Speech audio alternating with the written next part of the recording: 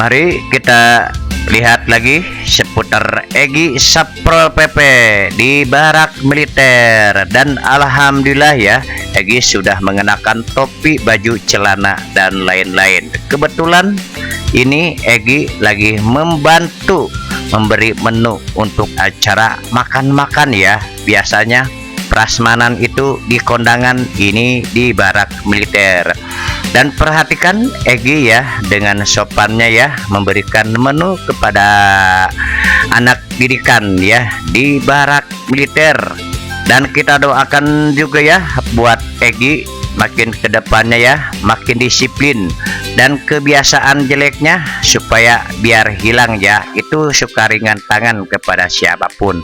Kita doakan saja ya kebiasaan itu cepat hilang ya. Amin ya robbal alamin.